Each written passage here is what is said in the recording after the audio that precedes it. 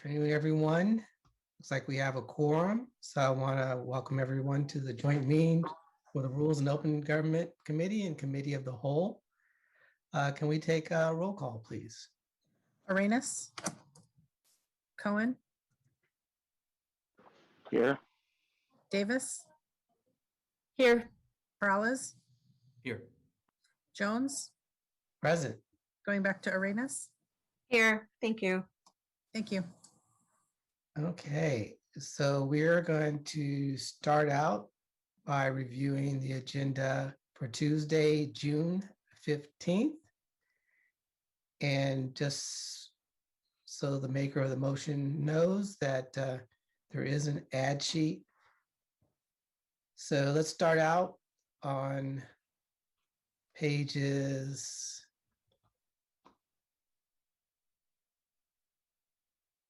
4 and 5.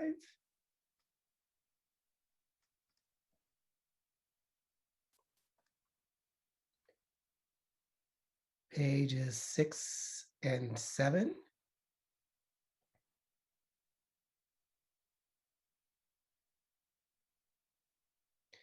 Eight and 9.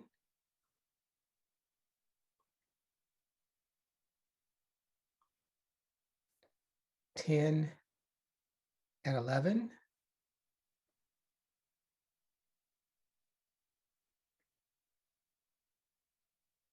12 and 13.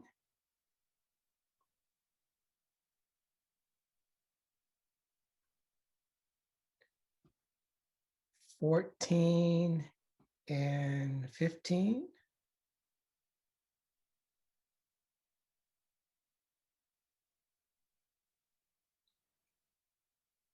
16 and 17.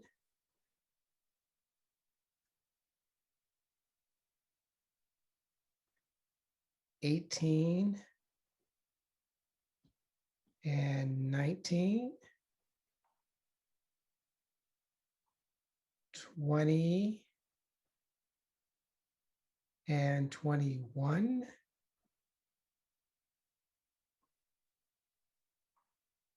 And you can see there's a recommended deferral for 4.3 to June 22nd. So 22 and 23.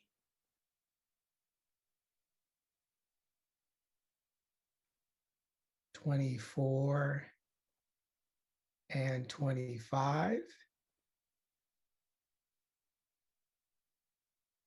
And 26. Okay, so we're going to go to the public. And we have 3 public speakers. Vanessa, go ahead.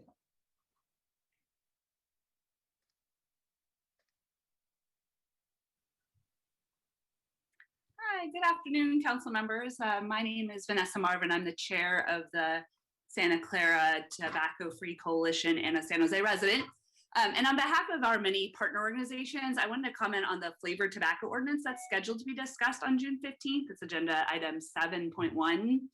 And we've heard that there's some discussion about the potential for it to be moved. And I just wanted to stress that we're really dealing with an epidemic and an ongoing public health crisis when it comes to tobacco use. Tobacco companies have pushed flavored tobacco, candy flavored tobacco products into the youth market, hooking kids into a dangerous addiction to nicotine. Nearly a quarter of the stores here in San Jose sold to an underage person in our last survey. Moreover, the longer menthol cigarettes and flavored little cigars remain on the market, the main product used by African Americans, the longer will allow for continued disproportionate deaths from tobacco-related disease in the Black community. So we need the city council's focus on this crisis to protect my kids here in San Jose, your kids in San Jose, and our community. So this is not passing a strong ordinance, is not a wheel that needs to be reinvented or discussed. It shouldn't be hard and doesn't need to be deferred. It can happen quickly. Over 100 cities in California, virtually every major jurisdiction in the Bay Area has already ended the sale of flavored tobacco without any exemptions. including San Francisco, Oakland, and many jurisdictions here in Santa Clara County. So we really urge you to continue to move forward on June 15th and get these products removed from our city. So thank you very much. Thank you. Blair?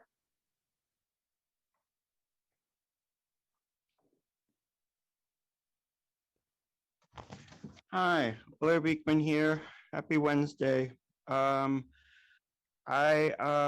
3 items on next week's agenda that are that deal with water, garbage, and community energy. I hope you can really be considering the ideas of new subsidy ideas and how it can really help people of low income and basically not have to have any sort of rate increases at all at this time, or else very, very minimally, and then ask people who make over, say, 120,000 to foot a bit higher of a bill. And to make those subsidy plans open and understandable and available, it's a time we have to consider new practices and make those things open and available. And good luck on those efforts, and good luck to community to not fear asking about these programs. And I also wanted to mention there's East Bay Community Energy ideas and their subsidy plans that should be some good models how we can work in San Jose. I just hope that, with so much state funding and federal funding that we can talk about subsidies a bit differently now and a bit more proactively. This may not be forever, but it can be important ideas at this time, and I hope we can be open about it. With 30 seconds, I wanted to remind there is a Office of Immigration item that I just wanted to remind that I hope we're practicing and considering very much the ideas of we're trying to leave the time of an English-only society that was foisted on us in the 1980s. And how do we talk about that and work that out? There's really good ways to do that. And I think we have to really think about what is our inclusive community and how we can grow and help each other as a community in the future. And it's not with English-only ideas. Thank you. Thank you. Jean?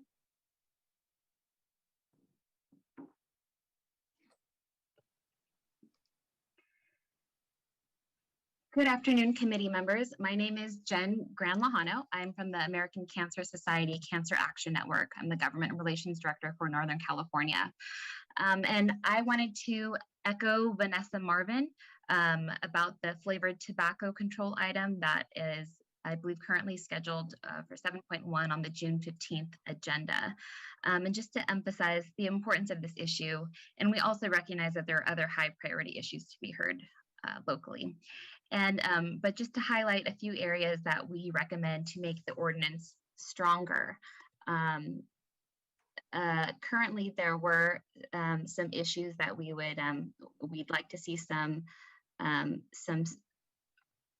options to strengthen that ordinance. There's some federal preemption issues that we're concerned about over the definition of flavored tobacco product. We'd like to, most importantly, to see the removing all exemptions for hookah, premium cigars, and loose leaf tobacco that are currently in that draft ordinance. Ensure strong enforcement for all retailers, that this applies to all retailers and there are no exemptions for any kind of tobacco retailer. Align a phase-in period for all retailers. And then remove the arm's length transaction language to reduce any loopholes for tobacco retailers and align with other local jurisdictions in the county. So I just wanted to bring that up and just say that we hope that this comes before the council soon, and we'd like to see some recommendations. Thank you. Thank you. Lori?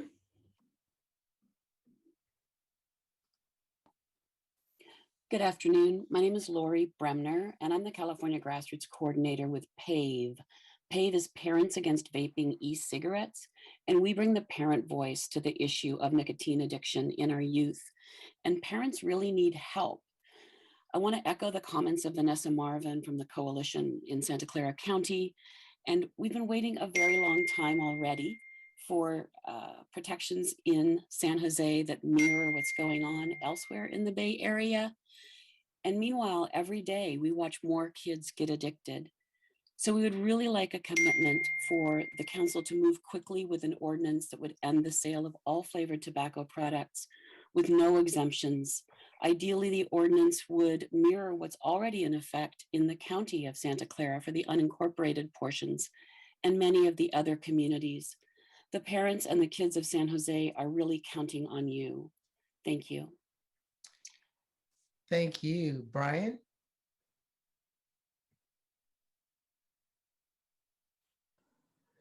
Good afternoon, Rules Committee members. My name is Brian Davis, and I'm a member of the Tobacco Free Coalition of Santa Clara County, San Francisco, Oakland, Palo Alto, Los Gatos, Cupertino, unincorporated Santa Clara County, and over 60 other cities and counties in California have chosen to stop selling all flavored tobacco products, including menthol cigarettes, in all stores in their jurisdictions.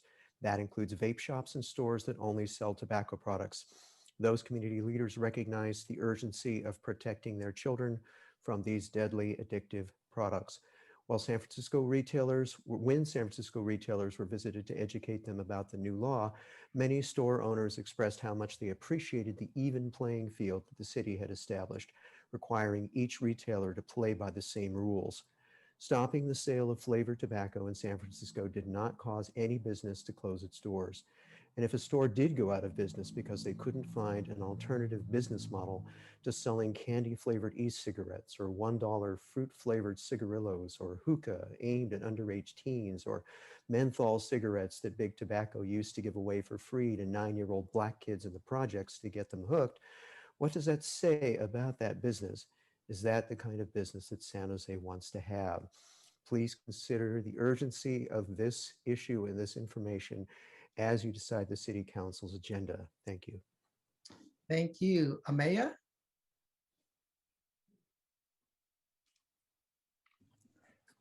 Hi, good afternoon, Rules Committee, and happy Pride Month. My name is Amaya Wooding. I'm here this afternoon as a member of the Tobacco Free Coalition of Santa Clara County to discuss, as you guessed it, the importance of timely action on flavored tobacco. And the tobacco industry spends millions of dollars a day to the tune of billions of dollars a year to keep its cheap flavored products within reach of children. There's more advertising for these products in low-income areas, and flavored products are used more by children, racial minorities, and LGBTQ people. Every moment that flavored tobacco is not being considered is another moment that these products are in San Jose, enticing and perpetuating nicotine addiction among youth and marginalized communities. I also want to add, having seen adult store exemptions be discussed, sometimes even enacted, and then fall or need to be repealed in places like Palo Alto, Oakland, and Fremont, the current ordinance language as it stands is worrisome for the precedent that it would set regionally, especially given San Jose's heavyweight status in the Bay Area. So thank you. Thank you. Claudia?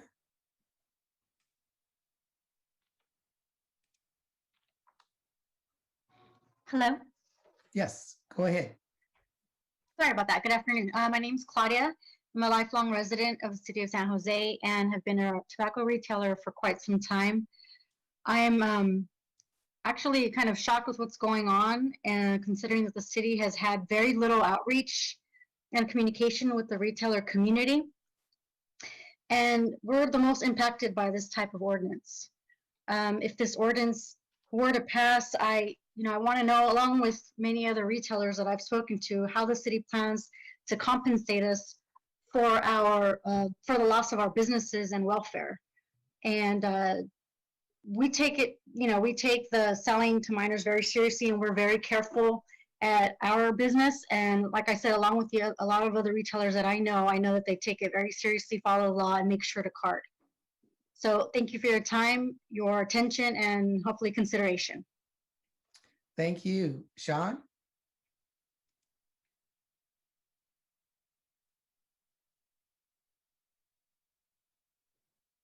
Good afternoon, Vice Mayor and members of the Rules Committee. Sean Kelly Rye. No one is going to dispute the fact that flavored tobacco use by children is horrible and aberrant and shouldn't happen.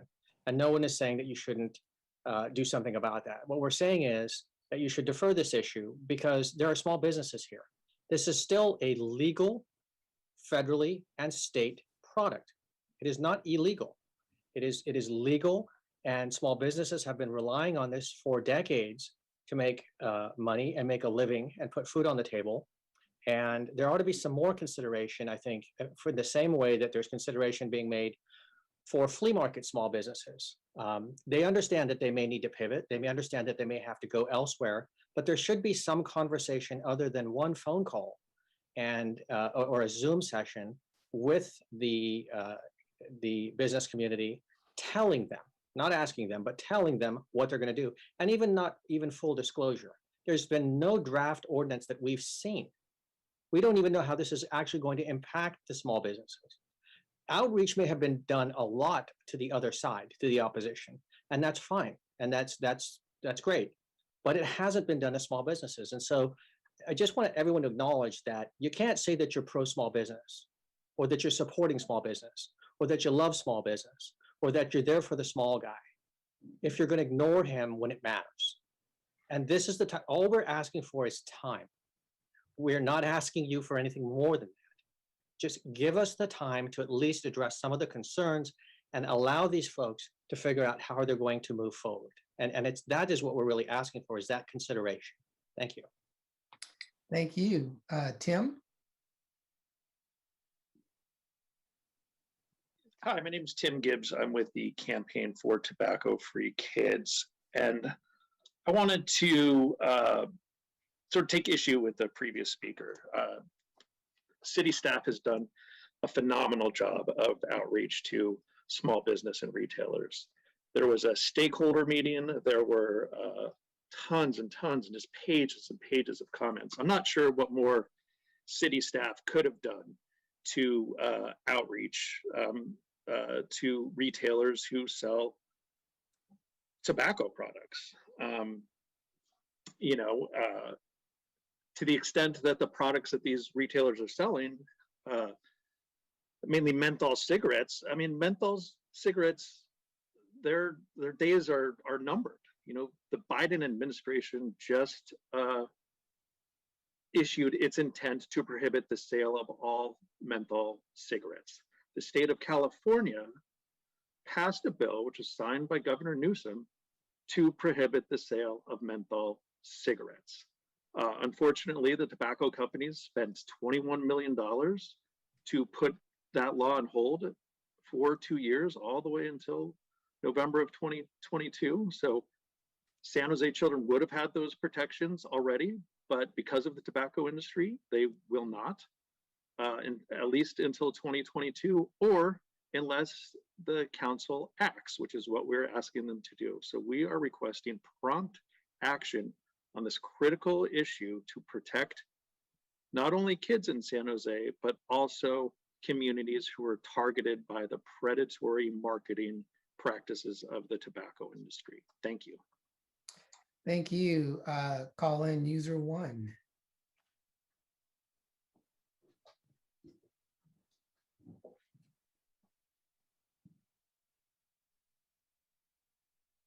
Go ahead.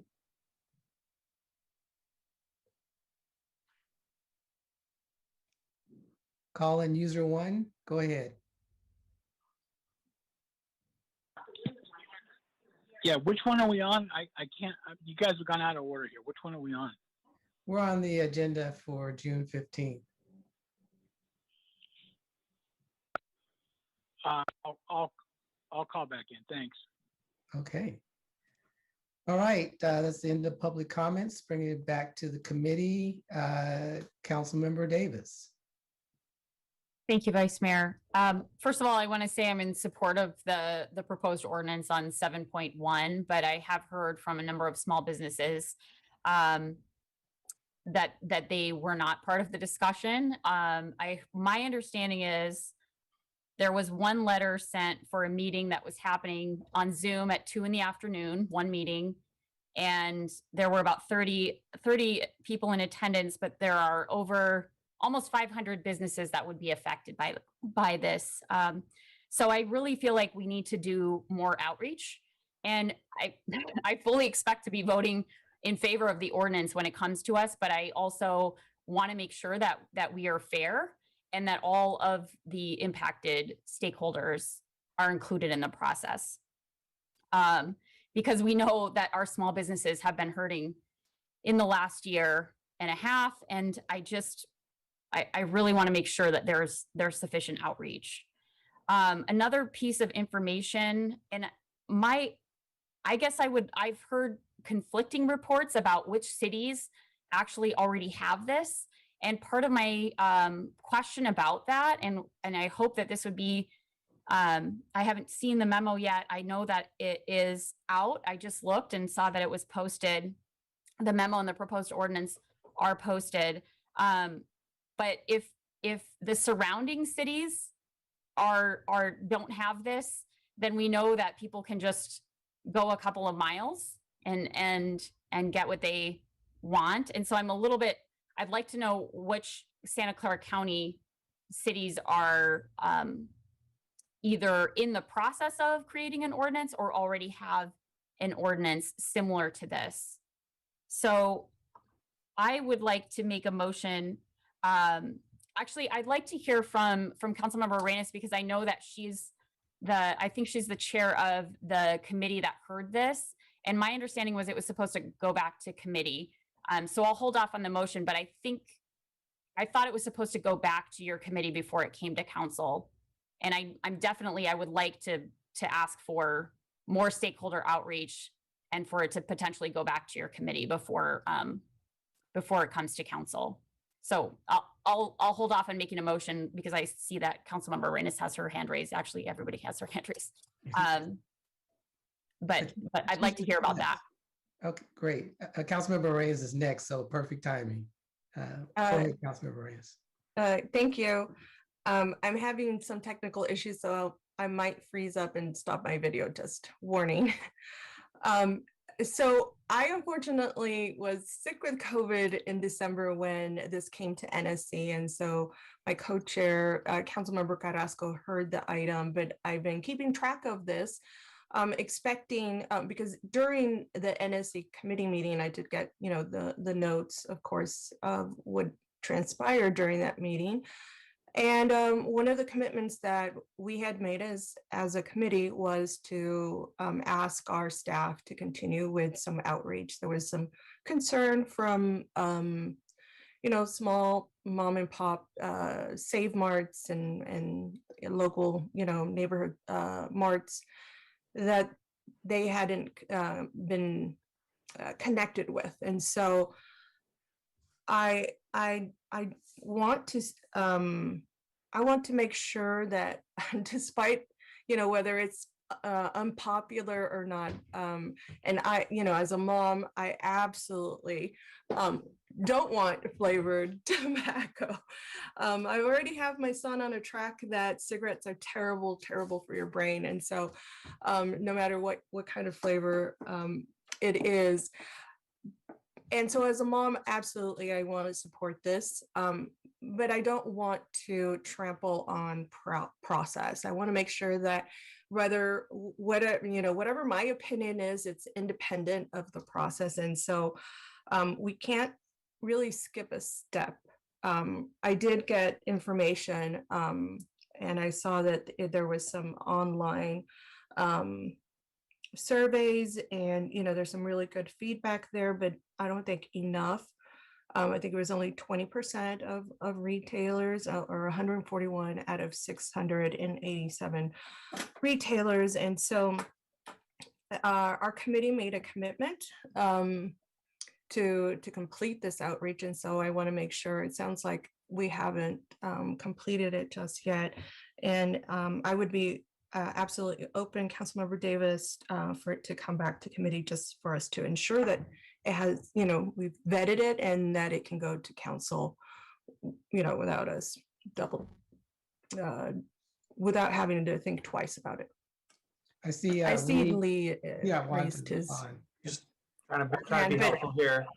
Lee Wilcox, Deputy City Manager. Yeah, the work plan for the community engagement here, obviously, a lot of it took place during the peak of our community's experience through COVID-19 and kind of resheltering. So that's obviously made it difficult for us to engage on a variety of subjects, this included. So, we could do additional outreach over the summer to small business.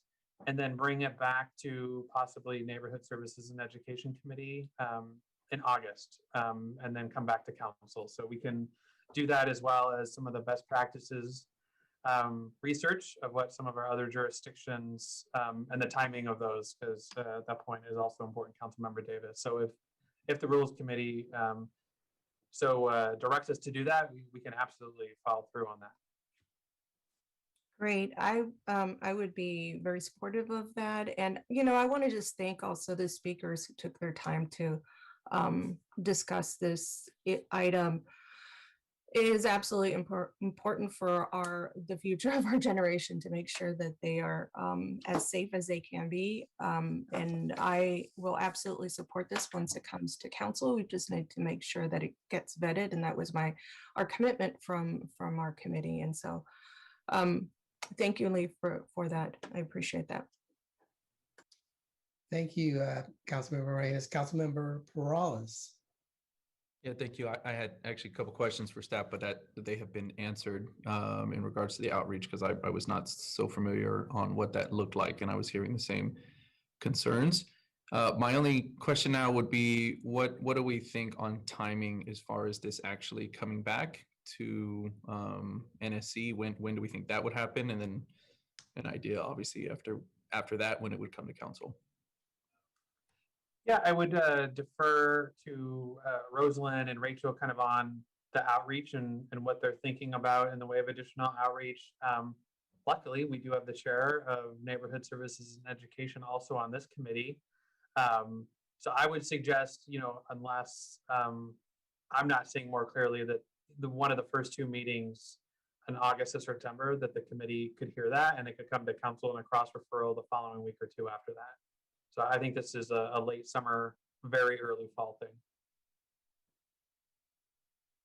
Okay, I think, and just for respect of those that have been engaged, and certainly for individuals that want to see this policy passed, I think it would be important to give an indication of some timeline. And so, I think that's a rough indication. As soon as we can get an actual date on the calendar for NSC. I don't know if that's possible to do now while we're debating this, but as soon as we can get that, I think that would be important to promote that out.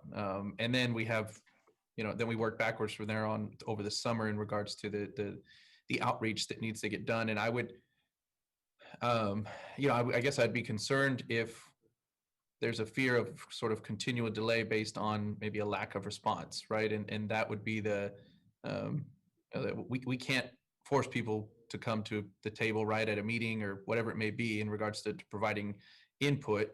We can do the best we can at trying to create the opportunities, but I don't want to necessarily give the indication that we're going to keep delaying if the results come back the same, right? That, hey, look, we still weren't able to contact several hundred businesses. Right. I think at some point you have to just move forward and say, look, we've done outreach, we've done extended outreach, and now we're going to come to the table. So that's just the indication I'd like to give, especially to those that came out to speak today that, are nervous about this delay and want to see this come forward. And I do think that there's probably a strong indication of the council adopting this. So I don't think that there's that, major concern. It's really going to be timing of when. And so that would be my interest in just feedback. And so if we can get a date as soon as possible with NSC, I would appreciate knowing when that is. Yeah. And all of the work plans for committees will be approved in the coming weeks. So I'm sure that we can slide that in according to Angel Rios, who's texting me that there is room available in August and September in that committee. I see Rosalind had her hand up. Did you still want to provide some feedback or input, Rosalind? Thank you, Chair Jones. I was just going to offer some comments, putting on my community engagement hat for a moment, and just to acknowledge that we know how difficult sometimes it is to engage our community and businesses during the summer months, particularly July. So I was just going to suggest that we wanted to give our stakeholders certainty that perhaps it would be a September NSC meeting, and then that we could quickly cross-reference it to council perhaps at the end of September. So that would just be a suggestion. Okay. Thank you. Councilmember Cohen? Yeah, I'm hesitant to postpone this. I do believe that that there's been a long time that this has been discussed, and there's been a lot of work done and a lot of advocacy on this issue for I know it's been at least a year or more. I understand that there's always going to be folks who are going to be hesitant about whether there've been enough outreach. I can't speak to the complete efficacy of the outreach process, but the biggest health concern for high school students before COVID was vaping. And that's one of the reasons for the urgency on this. And we were, hoping that we'd get this to council before the next school year starts. The focus of the proposal was going to be on retailers near schools. And the idea was to have this ordinance in place so that it could take effect before the next school year, so that we could make a difference on the epidemic of vaping with high school students. So anyway, that's my preference. Now I understand that there's some feeling here that some folks haven't had their chance to weigh in. I am hearing that the council everyone here is likely to support the ordinance. So I guess don't want to delay this so much, given that we're all basically telegraphing an outcome on the issue. And we can delay the benefits for our students who are, have access near their schools and many retailers to these products. So, while I don't want to delay it, I also want to ask, is it necessary to come back to NSE? Can we do an outreach over the summer and bring it back to council in August? Is that possible? Is it necessary to have that extra couple months step in there to get it before NSE first? I mean, that's a question I guess for the colleagues on the. Yeah, nothing from the administrative side. It can go directly to council, absolutely. So that would be my preference. If we want to maybe postpone this into August, give staff another round of outreach to businesses that would be affected in July, and then bring it to council in August, and then try to get this on the books a little sooner. That would be what I'd support. Thank you, Councilmember Cohen. And Rachel, I see you have your hand up. Did you want to provide some input? Yes, thank you, Councilmember Jones. I just wanted to provide some additional context. We do our tobacco retail licensing renewal every year in July. So we had, deferring it out to June, there was some consideration of that because we would be able to do some of our implementation as part of that process. So taking on additional outreach during that time period, I am concerned about an August timeframe, and do think a September timeframe might be better. And then just to provide some information as far as the webinar, we did have 97 participants of the 687 that were notified. So I just want to provide that clarification. Thank you. Councilmember Arenas.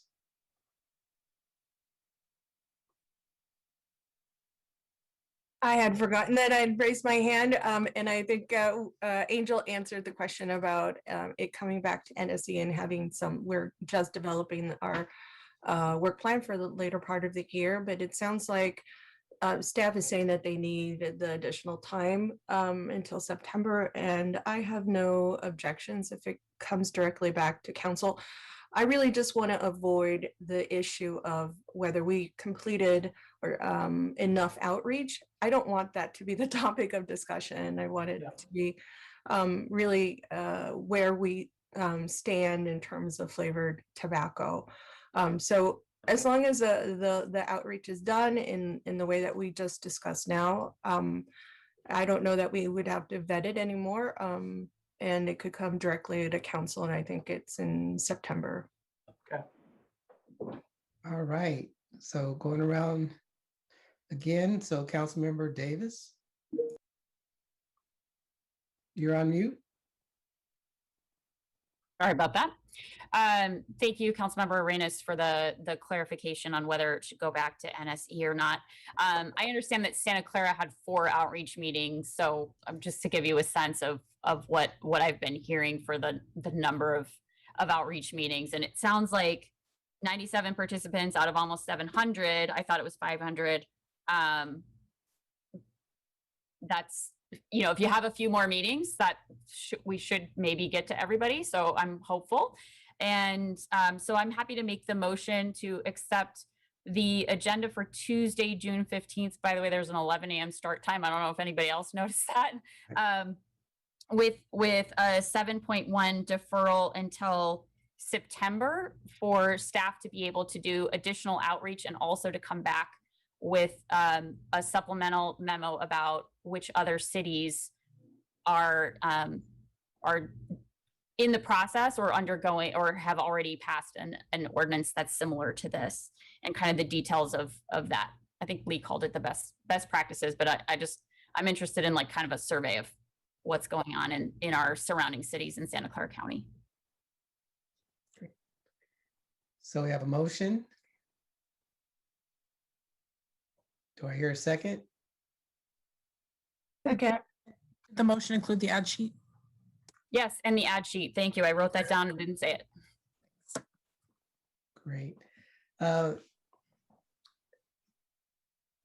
let's see, so that's no more hands are up, and I will support the motion. I understand the desire to move this along as quickly as possible. Without giving it enough time to do outreach, it doesn't even really make sense to defer it or delay it. So I think it's great that we're gonna at least provide an opportunity for as much outreach and business input as possible. And Councilmember Paulus, you raised your I hand. apologize. Just a clarification. Are we going to come back to NSC or we're not? We're going to skip NSC and go straight to council in September. We're skipping NSC. Okay. Sorry. Yeah. Thank you. All right. Tony? Arenas? Yes. Cohen? Aye. Davis? Yes. Peralez? Yes. Jones? Yes. Thank you. Okay, on to the agenda for Tuesday, June 22nd. And we are going to start out on pages 4 and 5. And there is also, as Councilmember Davis likes to point out, an 11 a.m. start time. And June is the only month where I'll give up on my battle to not have the early start times. So just so you know, this is the only month. So so again, pages 4 and 5, 6 and 7.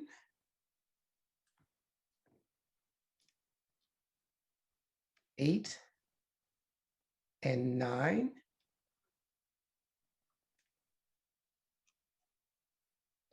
10 and 11.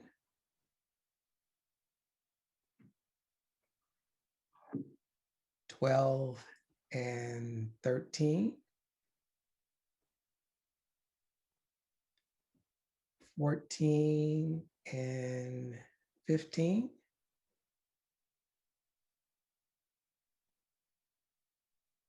16 and 17.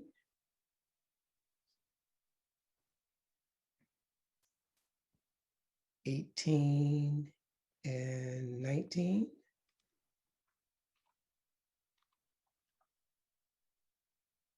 20 and 21.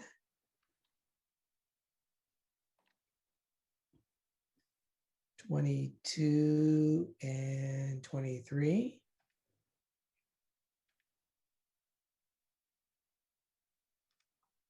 24 and 25.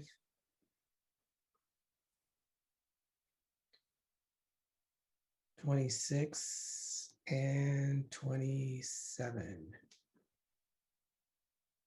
All right, going to public comments, and Blair, go ahead.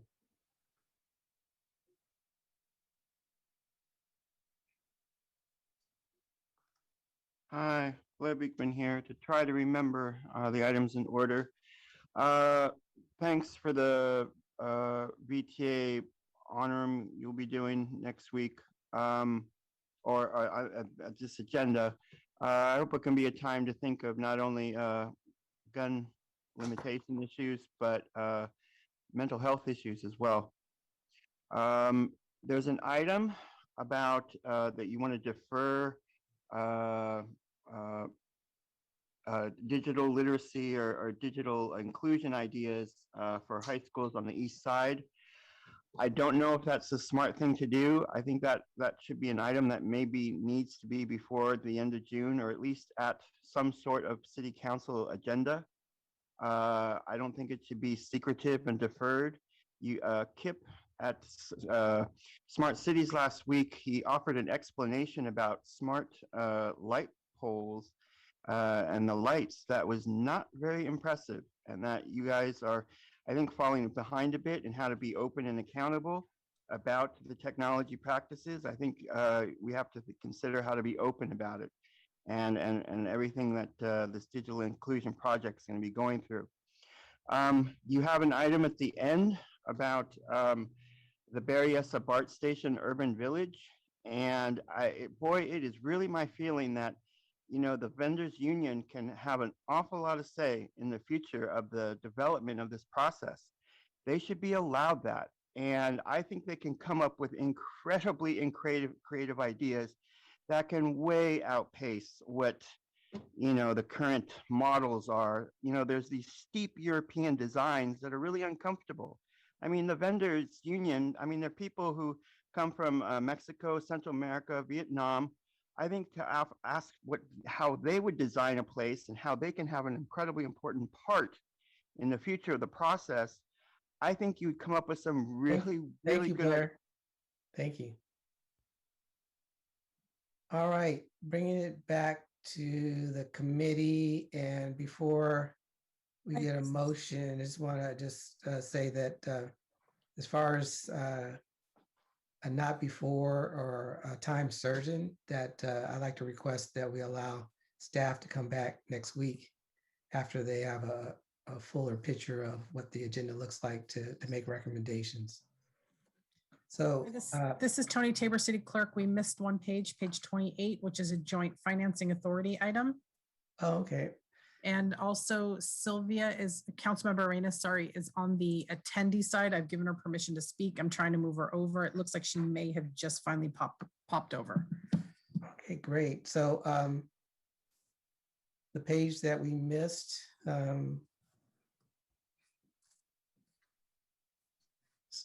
page 28. So there you go. Councilmember Cohen. Yeah, I was primarily going to I want to first move the agenda as presented, but I had a question about that last part, the joint authority part at the end. Is that's intended to fall at the very end of the agenda in terms of order? Is that right? As laid out now, yes, but those are one of the things that I think we would look at, and often those are moved to be heard right after consent, especially with this agenda. We're going to be proving a variety of budget things that need to happen early on in the agenda before anything else. And this memory isn't coming back to me, but this could be one of those things. So that'll be something that we can kind of emphasize with you when we come back next week. Okay. It does occur to me we didn't discuss any time certains for the 15th, and that's quite a crazy agenda, but I guess we've kind of finished that one now. But anyway, I'm making a motion to approve the agenda for the 22nd. Second. All right, it's been moved and seconded. Tony? Arenas? Thank you, by the way, Tony. Yes. Welcome. Cohen? Aye. Davis? Yes. Peralez? Yes. Jones? Aye. Okay, so on to the public record, and we have one speaker. Blair, go ahead. Hi, thank you, Blair Beekman. If I got cut off, just to simply offer, I think the vendors union can offer some interesting ideas about development and what the future of the vending can be like for that area.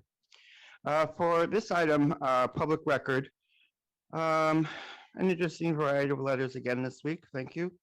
I was interested in the ABAG letter that talked about housing issues. It's June, and I think there's going to be, people are making their pushes in Sacramento to where we're at the local level on housing issues.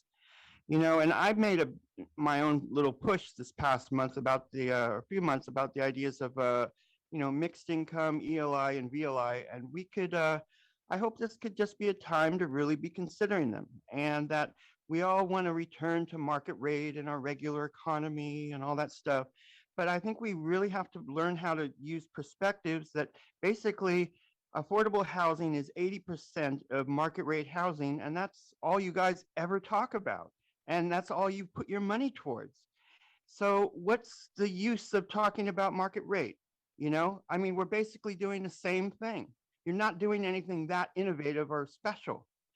We really have to consider ELI, VLI, and mixed income ideas, and you got to get down to those practices. And I know you're not necessarily geared to do that yet, but this is the time to really start thinking about that and working towards it as concepts of reimagine. And really just interesting ideas. The BAFA program of MTC, MTC has more programs, housing programs besides RENA. There's choices, and this is a time we talk about choices with Sacramento.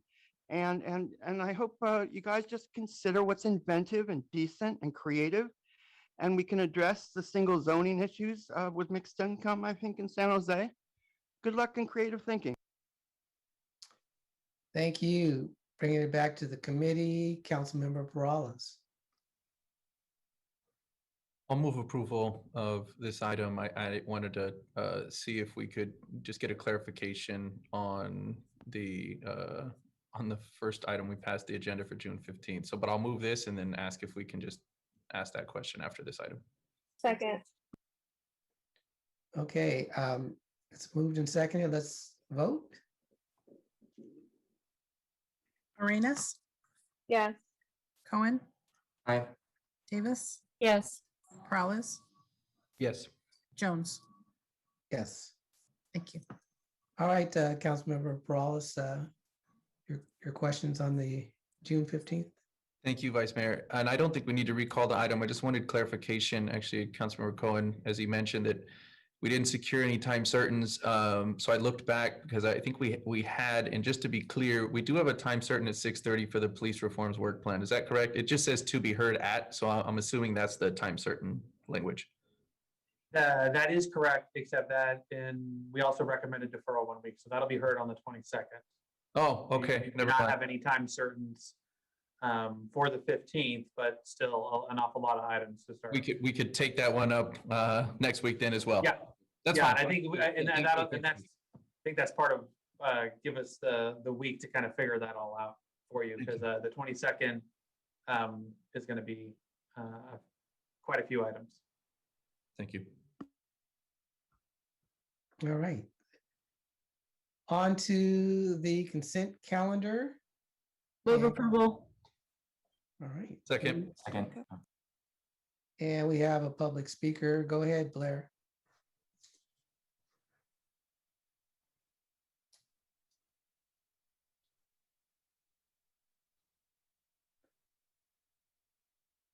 Hi, thank you, Blair Beekman. I meant my previous words more as a pep talk, not as a condemnation. Thank you.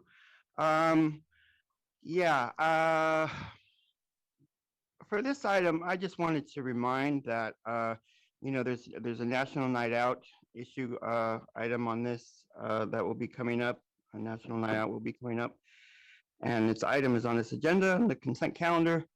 I just wanted to offer that it's a year later since Reimagine and really came into focus and the George Floyd incidents. And I think people were a bit defensive and worried, and they're kind of circling the wagons at that time. I hope this year's National Night Out can be a much more open experience about how to talk about the future of our policing, and that it is more than just we love our police. We may, but I think there's really interesting practices to address the future of sustainability. and to address genuine ideas of peace and to really address the future of the military industrial complex in this country. We are at that time. I mean, the mayor has made a real point to want to focus on technology and surveillance and data collection. There is a larger world than that. It is the world of open public policy. It is people communicating. It is sharing of ideas. That's the future of innovation and revolution and all the good stuff. Sorry, I said the word revolution.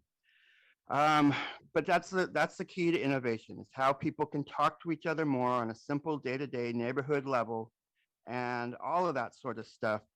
That, you know, that's what the neighborhood night out is. And it's not, you know, just pounding us with police needs. You know, we're learning and how to openly describe that to ourselves. That's the efforts I think we can all do well in the next few years. And it can be a good, interesting process for us. Thank you. Thank you. Can we get a vote, Tony? Arenas,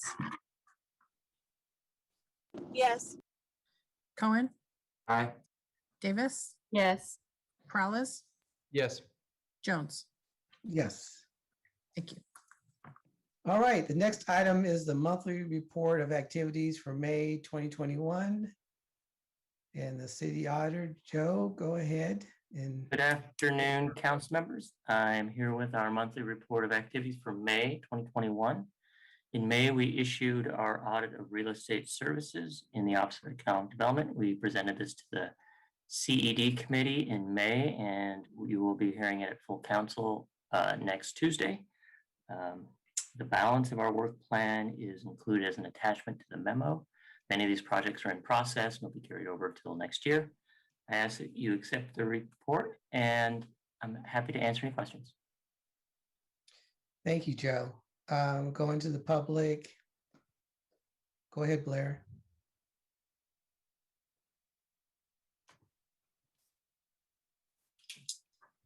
Hi, Blair Beekman.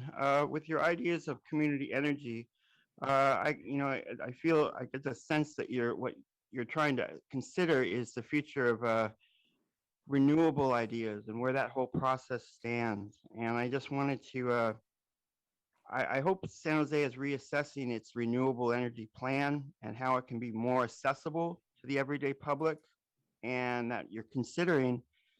I think, you know, in the next few years, you know, we may be preparing for natural disasters as a part of our overall, as part of our overall portfolio of how to talk and work as a city, which I tried to mention last night. It's incredibly admirable what you're doing, and I thank you for that. I think it's from that, you know, that's how we develop the next few years about just how we can talk about reimagine and equity and our all of our good practices, which, I mean, equity and reimagine are just our better ideals. And we learn to include renewable energy plans and not focus on, you know, dirty fossil fuels that will be needed for regenerator time, but more focus on renewables. And that whole process, it transitions ourselves out of a natural disaster time much easier and much simpler and quicker. And we'll just feel better about ourselves. And you're starting to do that by us offering natural disaster preparedness plans in your council agendas at this time. That's awesome of you. Thank you. And I hope you can include open public policies as a part of this whole process, and that renewables, if a concentration on renewable energy and with the community energy program at this time, it's really important. And it's part of a whole plan that I think we can talk about as the budget ideas have presented themselves, how we can talk about our budget and our thinking overall values for the next few years. Thanks. Thank you, Blair. Councilmember Perales. No, I apologize. I'll take my hand down. Okay, or you can make the motion. I'll move approval. Thanks. Yeah. There you go. Second. All right.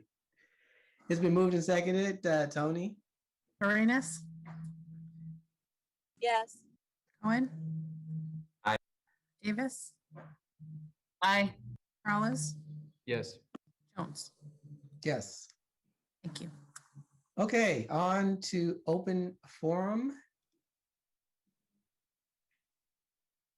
And Sandra, go ahead.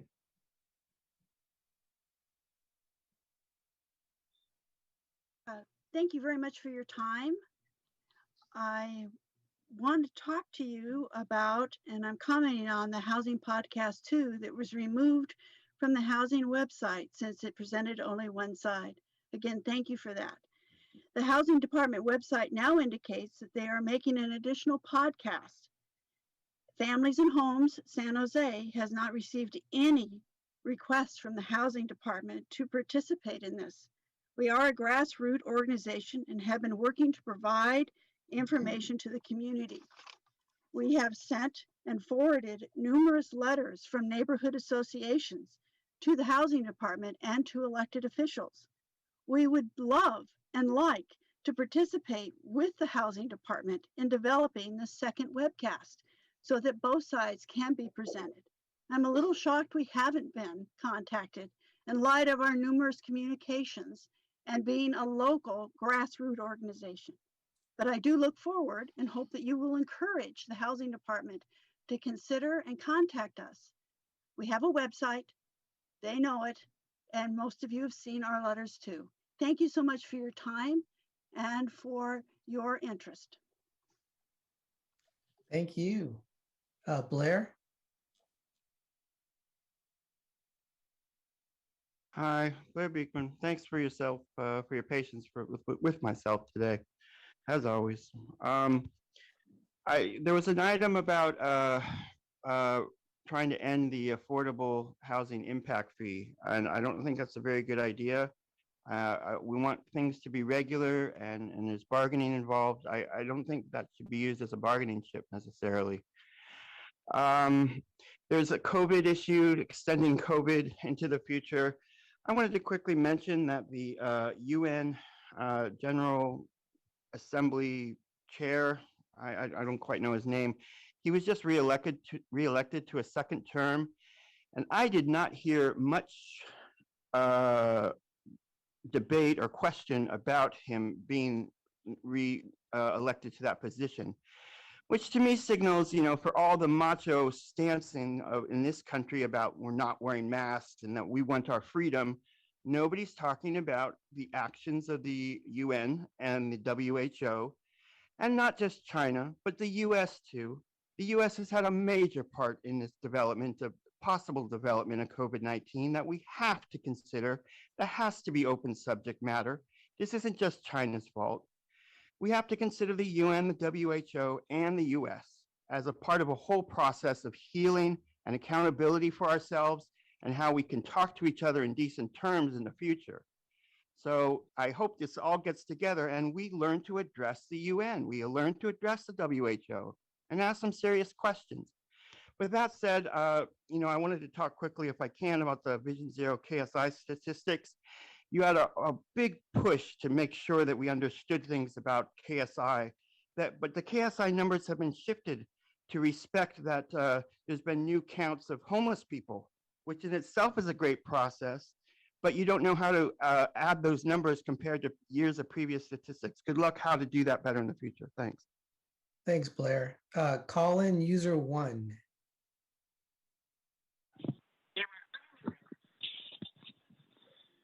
Yeah, I think the most important thing for me